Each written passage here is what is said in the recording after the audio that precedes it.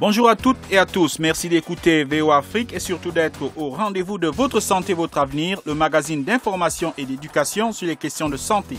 Pour vous le présenter, je suis Mohamed Oumfa et Rosine Mounezero est avec moi dans ce studio pour la co-présentation. Bonjour Rosine. Bonjour Mamadou, bonjour chers auditeurs. Cette semaine, nous nous intéressons à la santé des déplacés de guerre. Dr Philippe Kyunyo. Nous avons les maladies respiratoires, surtout chez les nourrissons. Vous avez les maladies diarrhéiques, mais aussi les maladies dermatologiques. C'est l'ensemble de ces maladies que nous découvrons beaucoup plus chez les déplacés. Nous nous sommes rendus en République démocratique du Congo et précisément dans le Nord Kivu en proie à une grave insécurité. Nous le verrons, l'oisiveté et les conditions de vie précaires exposent aussi les déplacés aux infections sexuellement transmissibles. Nous courons beaucoup de risques. Il y a les risques de maladies, les risques de prostitution. En faisant la débauche, ils attrapent des IST tels que la blénorragie, la syphilis. Vous aurez toutes ces informations et bien d'autres dans vos rubriques habituelles. Comme toujours, le docteur Amon Genkap a répondu à vos questions. Mais avant de continuer, voici l'actualité. Coup d'œil sur l'actualité. Cette semaine, pour parcourir l'actualité santé, nous recevons Firmin Koyaweda. Bonjour Firmin.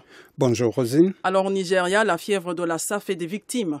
Oui Rosine, les autorités nigériennes ont annoncé mercredi dernier que cette maladie a fait 2 morts à Lagos. Les 2 patients admis présentaient des symptômes très avancés de la maladie et sont décédés malgré nos efforts, a déclaré le professeur Chris Baudet, directeur du centre hospitalier universitaire de Lagos.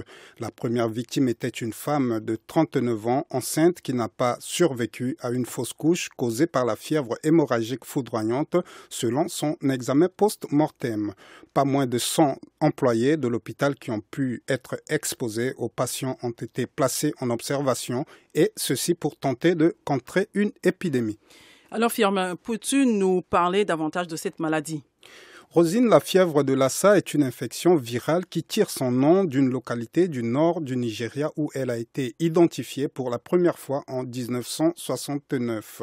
La transmission se fait par les excrétions de rongeurs ou par contact direct avec du sang, des urines, des selles ou d'autres liquides biologiques d'une personne malade. Sévissant de manière endémique au Nigeria, en Guinée, au Libéria et en Sierra Leone, la fièvre de Lassa est asymptomatique dans 80% des cas. C'est-à-dire que les patients ne présentent pas de symptômes, mais pour les autres, elle peut provoquer des atteintes hémorragiques ou neurologiques graves. L'année dernière, une épidémie de cette maladie avait fait plus de 100 morts dans 14 États nigériens, dont ceux de Lagos et Abuja, la capitale fédérale. Poursuivons avec la flambée de dengue qui sévit à Abidjan, la capitale de la Côte d'Ivoire. Oui, Rosine, des cas suspects ont été notifiés pour la première fois le 22 avril 2017 et confirmés par le laboratoire de l'Institut Pasteur de Côte d'Ivoire une semaine plus tard. Au 11 juillet 2017, 623 cas suspects, dont 2 mortels, avaient été notifiés. La majorité des cas ont été enregistrés dans la ville d'Abidjan, précisément dans le district sanitaire de Cocody-Benjerville. La co-infection par le virus de la fièvre jaune a été suspectée dans 68 cas et confirmée dans un cas. La confirmation des cas en laboratoire se poursuit. Les principaux facteurs prédisposant à une flambée de dengue sont la saison des pluies, la forte densité des refuges de moustiques, la mauvaise connaissance par les communautés de la manière dont les moustiques se reproduisent. Alors Firmin, que font les autorités ivoiriennes pour faire face à cette flambée ? Le ministre ivoirien de la Santé coordonne la riposte par l'intermédiaire de l'Institut national d'hygiène publique. Plusieurs interventions de lutte antivectorielle sont en cours. Elles consistent en l'élimination des repères de moustiques. Il y a aussi la surveillance à travers la recherche active des cas et la collecte d'échantillons pour confirmation en laboratoire. La riposte en cours s'appuie également sur les responsables politiques, les maires, les religieux et autres leaders communautaires. Pour rappel, la dengue est une infection virale transmise par les moustiques. Elle provoque un syndrome de type grippal et peut devenir mortelle. Pour le moment, il n'existe pas de traitement spécifique pour la dengue, mais la détection précoce et l'accès à des soins médicaux adaptés permettent de ramener les taux de mortalité en dessous de 1%. Vous suivez Votre Santé, Votre Avenir sur VOA Afrique. Terminons par l'Afrique du Sud où le débat sur la légalisation du cannabis se poursuit. La discussion a été lancée en mars dernier lorsqu'une cour régionale sud-africaine a jugé la criminalisation du cannabis inconstitutionnelle. En mai, environ 2000 personnes avaient défilé au Cap pour sa légalisation. La possession, la culture et la consommation de marijuana, même en petite quantité, sont des faits interdits en Afrique du Sud et peuvent conduire les contrevenants en prison. Pourtant, plusieurs personnes consomment le produit pour des raisons thérapeutiques. L'huile de cannabis est utilisée par certains Sud-Africains pour soulager leur douleur quand les anti-inflammatoires habituels deviennent inefficaces. Il faut dire, Firmin, que même la communauté scientifique demeure divisée sur les bienfaits médicaux du cannabis. Oui, Rosine. En janvier, l'Académie américaine des sciences a proposé une synthèse de plus de 10 000 travaux parus sur les effets de la plante.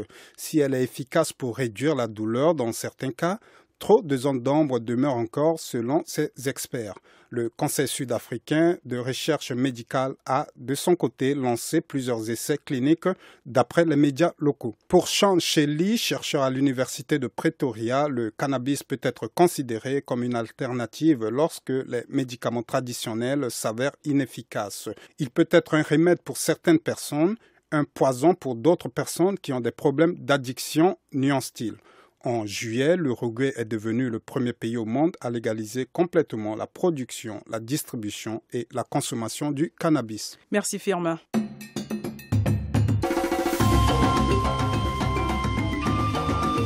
Votre santé, votre avenir, l'invité de la semaine.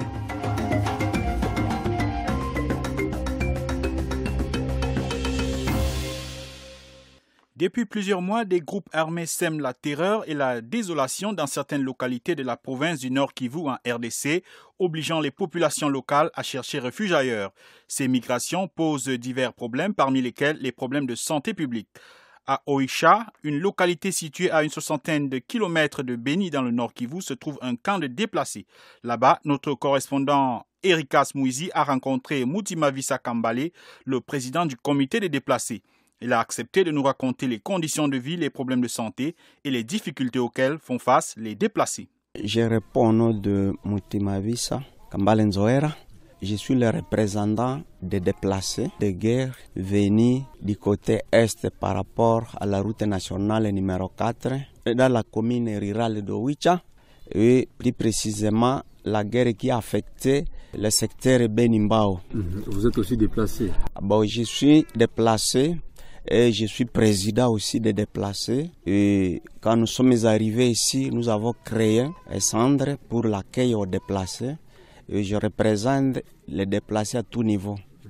Comment les déplacés sont accueillis et vivent ici dans les camps? Quand nous sommes arrivés ici avec les frères déplacés que vous voyez à côté de moi ici, premièrement, nous avons rencontré une structure d'accueil qui a fait tout moyen pour montrer chaque place où va se placer chaque vague de déplacés venant de chaque village de provenance. Et quand les déplacés sont arrivés ici, les déplacés sont à 3 catégories.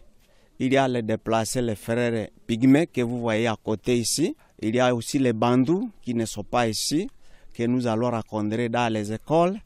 Et il y a aussi d'autres bandous qui sont dans des familles d'accueil. Et plus précisément, les déplacés avec qui nous sommes ensemble ici, ce sont nos frères pygmées.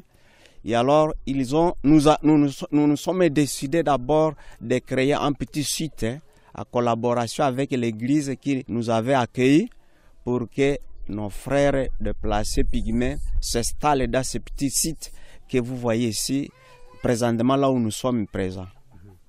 Alors, est-ce qu'il y a des risques qu'ils courent en termes de maladies? Et ici, au site même, nous pouvons parler de certains cas de prostitution. Bon, avant de parler de risques, bien prostitution, d'abord je vais parler de la condition de vie en général que mènent les déplacés. Depuis que les déplacés sont arrivés ici, dans un premier temps, il y a les autochtones qui étaient mobilisés. Il y a des églises qui étaient mobilisées. Il y a eu des associations de jeunes qui étaient mobilisées à faire des petites collectes de vivres pour ainsi partager à se déplacer. Mais par après, cette assistance n'a pas perduré. C'est une assistance qui peut durer 2-3 jours. Bon, il y a eu maintenant les déplacés qui mènent une vie très critique. Ne sachant quoi faire, ils se sont obligés de faire des petits travaux journaliers pour se procurer un peu de l'argent, pour payer ne fût-ce que les vivres aux enfants. Puis, ils se donnent aussi dans les travaux de ramassage des noix de palme qu'ils doivent congasser pour ainsi vendre. 1 kilo revient à 150 ou bien 200 francs pour payer un peu de la nourriture du sombé pour se procurer à vivre. Bon, maintenant, le risque.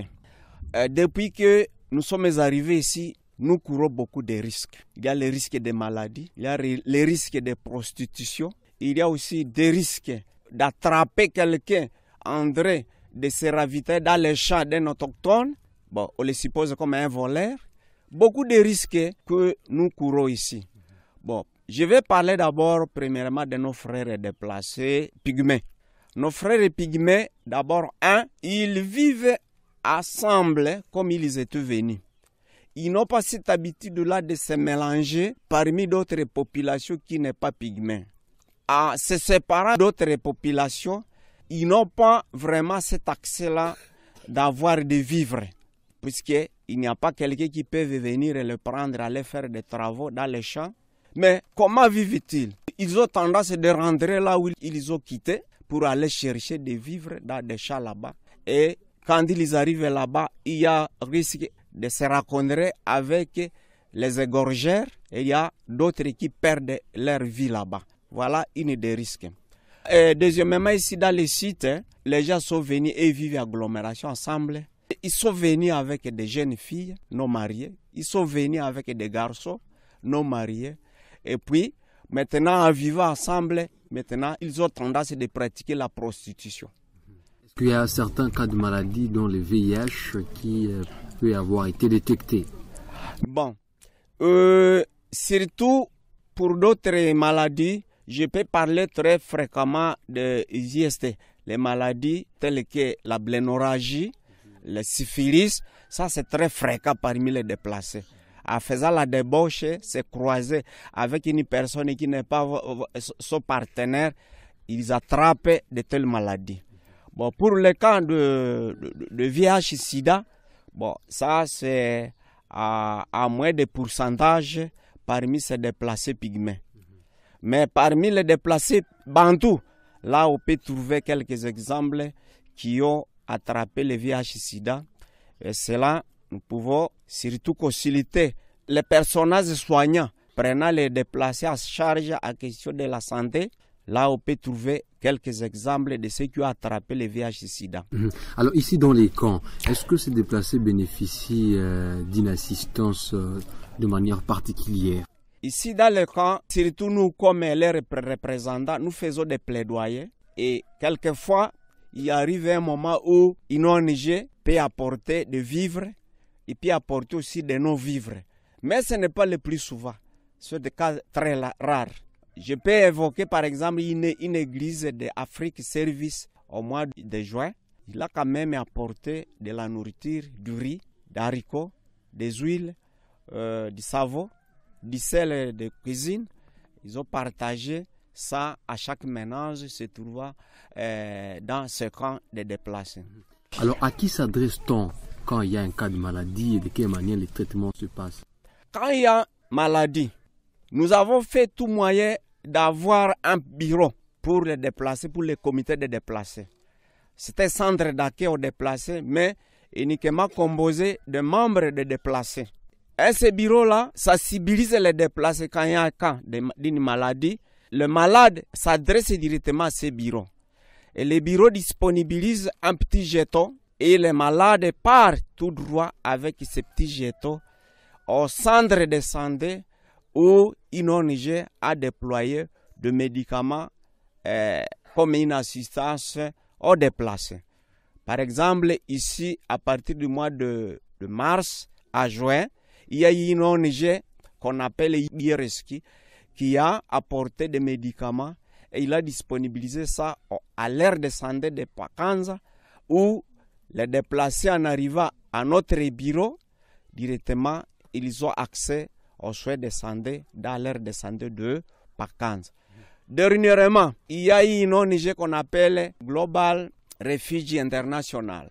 C'est une ONG aussi qui s'occupe uniquement des enfants mal nourris. Mais quand IRC a stoppé ce contrat, cette ONG accueille aujourd'hui les déplacés qui sont malades. Mais moyennant un jeton octroyé dans notre bureau qui lui fait accès à ces soins de santé. Alors pour lutter contre différentes maladies ici dans les sites ou dans les camps, vous pensez que les solutions sont lesquelles? Pour lutter sur différentes maladies qui attaquent les déplacés dans le camp, surtout les IST, nous faisons une campagne de sensibilisation. Nous éduquons d'abord la population à ne pas prendre une personne qui n'est pas son partenaire, à éviter cela. Nous sensibilisons les filles et les garçons à ne pas aller à gauche et à droite pour la prostitution. Puis, à ce qui concerne par exemple les maladies à l'origine hydrique, nous faisons une campagne à sensibiliser la population à maintenir l'hygiène, la propreté, l'hygiène, l'assainissement, qu'ils utilisent de latrines, qu'ils utilisent aussi des canons, pas prendre n'importe quelle eau pour l'utilisation de l'eau à boire. Il faut qu'ils utilisent d'abord de l'eau potable. Nous remercions Moutima Vissa Kambale pour ce témoignage. Quelqu'un l'a vécu. Voici son témoignage. Parmi les problèmes de santé auxquels sont confrontés les déplacés figurent les traumatismes accidentels, les maladies diarrhéiques et les infections respiratoires. Les enfants souffrent le plus souvent de malnutrition, tandis que de nombreuses femmes font face aux séquelles des violences sexuelles, aux infections sexuellement transmissibles et aux complications liées à l'accouchement. C'est pour y faire face que les États ont mis en place des normes et des conventions internationales relatives aux droits humains. Parmi ces droits, il y a le droit à la santé. Et pour favoriser l'accès à ce droit, des organisations nationales et internationales se mobilisent. C'est le cas de l'ONG Global Refuge International, une ONG américaine. Le docteur Philippe Kiuniu, un médecin congolais, travaille pour le compte de cette ONG. Il a accepté de nous parler des problèmes de santé et de la prise en charge médicale des déplacés. Je suis docteur Philippe Kiuniu chez Global Refuge International à la base d'Oicha. Voilà, docteur, les sida et les maladies sexuellement transmissibles sont-ils un problème de santé réellement parmi les déplacés ici en Nord-Kivu? Les IST et le VIH, c'est vraiment un problème de santé publique parmi les déplacés que nous assistons ici à Oicha. Ce qui est surtout un problème sérieux, c'est que toutes les fois qu'il y a des patients en consultation, les déplacés, il ne manque pas de présenter de plaintes à ce sens. Et que lorsque nous passons à des examens de laboratoire, effectivement, ça confirme les résultats que les IST et le VIH, c'est vraiment un problème de santé publique parmi les déplacés ici à Oicha. Alors, quelles sont les autres maladies courantes dans les camps des déplacés? Dans les camps des déplacés, nous avons beaucoup plus le paludisme. Comme nous sommes dans une région endémique, nous avons les maladies respiratoires, surtout chez les nourrissons et les grands nourrissons. Vous avez les maladies diarrhéiques, mais aussi les maladies dermatologiques, ce que nous appelons les maladies de la peau. Et c'est l'ensemble de ces maladies que nous découvrons beaucoup plus chez les déplacés. Alors, qu'est fait Global Refugee International dans les camps de déplacés pour pouvoir éviter la propagation du VIH-Sida et les IST en général? D'une façon générale, Global Refugee s'est fixé comme objectif d'aider les déplacés et surtout de les sensibiliser par rapport aux défis que les IST et le VIH présentent face à la population sanitaire de la zone de santé d'Oicha. Et alors que Global Refuge, des fois que nous avons nos cliniques mobiles dans différents sites, nous sensibilisons les patients et les déplacés sur l'importance de bien se protéger face aux IST, surtout avoir une relation sexuelle responsables, ceux qui sont mariés, nous demandons à ce qu'ils se tiennent à la fidélité. Et ceux qui n'ont pas de mari ou alors les jeunes, comme la sexualité, c'est aussi un problème chez les jeunes. Nous les conseillons beaucoup plus d'utiliser les préservatifs. Mais beaucoup plus nous insistons sur la propreté des latrines et des lieux d'aisance. C'est que il faut que les parents, même s'ils sont déplacés, qu'ils tiennent beaucoup plus à la propreté des latrines, des douches, pour éviter les IST. Parce que des fois, c'est par le manque de propreté des latrines que beaucoup plus les filles, les petites filles et même les enfants peuvent s'infecter par les IST, à part les grandes personnes qui, d'une façon générale, c'est par voie sexuelle. Alors, est-ce qu'il vous est déjà arrivé ici de pouvoir recevoir un couple ou certains déplacés qui ont été victimes de VIH? Oui, nous les recevons et toutes les fois que nous recevons quelqu'un qui est VIH positif, nous la voyons à l'hôpital général de référence parce que c'est là qu'il y a beaucoup plus de tests que ce que nous avons. Et avec l'hôpital général, nous voyons comment collaborer dans la prise en charge de ces patients. Quelles sont les difficultés que vous rencontrez pour assurer un bon suivi sanitaire des déplacés? Bon, disons que dans tout service, il ne manque pas de difficultés. Néanmoins, chez Global Refuge, ce qui nous a été un défi majeur, c'était le fait que certains qui n'étaient pas déplacés voulaient aussi se faire soigner chez nous. Comme chez nous, les soins sont gratuits. Et c'est surtout que nous avons aussi essayé de trouver une solution par rapport à ces problèmes. Comme nous avons trouvé une ONG locale, CAD, qui s'occupe beaucoup plus de déplacés. C'est avec cette ONG locale que nous avons pu trouver des solutions pour identifier réellement celui qui est déplacé et celui qui ne l'est pas. Et quels sont les droits d'un déplacé, notamment sur les plans de santé? Sur les plans de santé, chez JRI, le déplacé arrive, s'il est identifié comme déplacé, il a droit aux soins, surtout dans les paquets que nous avons, parce qu'il y a autant de maladies que nous ne pouvons pas soigner, faute de l'autorisation, parce qu'avec la zone de santé, nous avons signé un accord de partenariat. Nous avons un certain nombre de pathologies que nous traitons. Et donc, si le déplacé se trouve dans cette catégorie de pathologies que nous prenons en charge, il a droit à la consultation d'abord. Et quand il passe de la consultation, je peux l'envoyer au laboratoire pour certains examens de laboratoire. Et après les examens de laboratoire, je peux alors prescrire un traitement spécifique par rapport aux résultats des labos.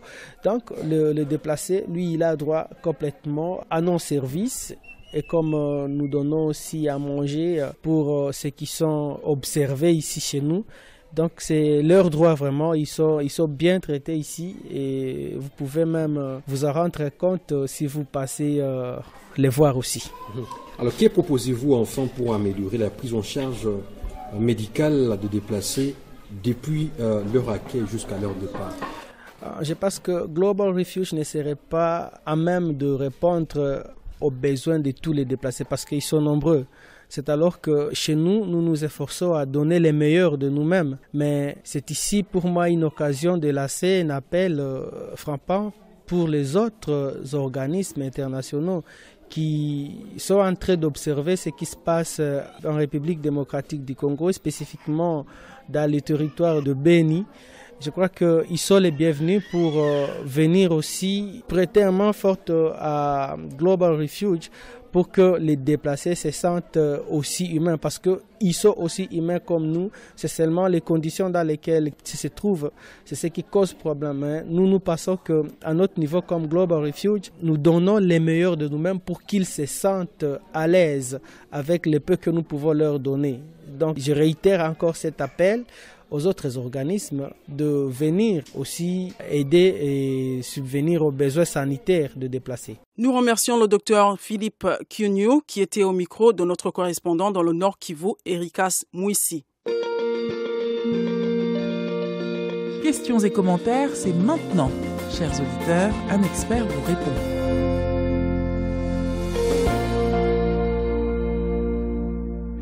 Voici le moment, chers auditeurs, où nous vous donnons la parole pour poser vos problèmes de santé. La question de la semaine concerne l'encadrement psychosocial des enfants porteurs du VIH.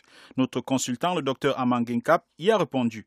Le Dr Amangenkap est médecin urgentiste et praticien au Centre hospitalier universitaire de Soissons en France. Bonjour docteur, je suis Mervedi Kalmer, étudiant à l'université officielle de Semuliki, située à Beni, au Nord Kivu, en République démocratique du Congo. Dans la plupart des cas, les enfants orphelins vivant avec le VIH sont des personnes désarmées moralement. Alors j'aimerais savoir quel comportement l'entourage d'un tel enfant peut-il adopter pour lui donner espoir et pour qu'il ne soit plus stigmatisé. Ce que je peux répondre à Kalmer, c'est que les enfants orphelins vivant avec le VIH du sida souffrent déjà d'un manque d'amour du fait qu'ils sont orphelins, ils ont perdu un parent et parfois leurs deux parents. Ces enfants-là aussi souffrent d'une maladie qui est le VIH-Sida pour laquelle, comme il a si bien dit, ces enfants sont souvent stigmatisés. Ce qui les rend d'ailleurs très vulnérables et cette vulnérabilité vient du fait qu'ils sont effectivement très souvent désarmés moralement comme Kalmer le constate. Le comportement que l'entourage familial ou que ce soit l'entourage de la famille d'accueil, parce que parfois ces enfants sont placés dans des familles d'accueil du fait qu'ils sont orphelins et non plus de parents. Donc le comportement que l'entourage doit avoir doit être dans un premier temps un comportement affectueux. C'est-à-dire que l'entourage de ces enfants doit leur témoigner de l'amour. Ces enfants étant orphelins ont besoin de notre amour. Ils ont besoin de cet amour-là qu'ils ont perdu de leurs parents biologiques. Ils ont besoin de retrouver cet amour-là à travers notre comportement, à travers notre façon d'agir vis-à-vis d'eux. Ces enfants ont aussi besoin que nous puissions écouter leurs souffrances parce qu'ils souffrent. Ils souffrent du fait qu'ils sont orphelins, ils souffrent du fait qu'ils se trouvent un tout petit peu malades. Ils ont besoin d'écouter leurs souffrances. De ce fait, ils ont besoin de notre protection. Nous devons les protéger contre la stigmatisation pour laquelle ils sont souvent victimes. Nous devons les protéger contre un certain rejet de la société. Nous devons leur protéger contre certaines discriminations dont ils sont victimes dans la société. Enfin, ces enfants-là ont besoin de notre assistance médicale. Nous devons veiller à ce qu'ils puissent avoir un bon suivi de leur traitement, les inciter, les motiver à prendre le traitement parce que parfois ils sont gagnés par l'abandon. Et nous devons aussi leur apporter un certain soutien psychologique, un soutien psychosocial. Et ceci passe par le fait qu'on doit satisfaire leurs besoins économiques et surtout leurs besoins alimentaires. Ces enfants qui ont besoin d'une bonne nutrition et une nutrition pour ces enfants est fondamentale. Voilà ce que je pouvais répondre à Kalmer par rapport à sa question. N'oubliez pas, si vous aussi vous avez des questions, des observations ou des commentaires, contactez-nous sur la page Facebook de VOA Afrique. Par ailleurs, vous pourrez regarder la version télé de ce programme qui sera diffusée sur cette page Facebook et sur le site web de VOA Afrique www.voafrique.com et sur le réseau de nos télévisions partenaires.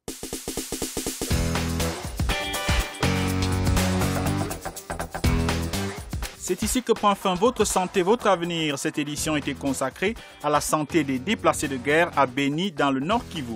Pour en parler, nous avons reçu comme invité Mutimavisa Kambale. Il est le président d'un comité de déplacés. Il nous a raconté les conditions de vie et les difficultés auxquelles ils font face au quotidien. Nous avons aussi écouté le docteur Philippe Kiuniu. Il est médecin et travaille pour le compte de l'ONG Global Refuge International, une ONG qui s'occupe des déplacés et des réfugiés en RDC. Il nous a présenté les maladies les plus fréquentes parmi ces migrants, ainsi que leur prise en charge médicale. Et comme toujours, notre consultant, le docteur Amangenkap, a répondu aux questions des auditeurs. Nous leur disons tous merci. Merci également à Firmin Koyaweda qui était avec nous pour vous présenter les événements qui font l'actualité santé. Merci à nos différents correspondants RDC qui ont aidé à la préparation de cette édition. Gabriel Nina à Lubumbashi, Bero Matanda à Kinshasa et Erika Smuisi à Beni. Cette édition a été réalisée par Michel Joseph et Aiden Outko qui étaient à la console. À la présentation, vous étiez avec Rosine Mounezero et j'étais en compagnie de Mamadou Oumfa. Continuez à écouter VOA Afrique et n'oubliez surtout pas de prendre soin de votre santé car votre santé, c'est votre avenir. À très bientôt. C'était Votre santé, votre avenir, une production de VOA Afrique. Pour vos commentaires, vos questions ou vos témoignages, retrouvez-nous sur voafrique.com ou sur notre page Facebook VOA Afrique.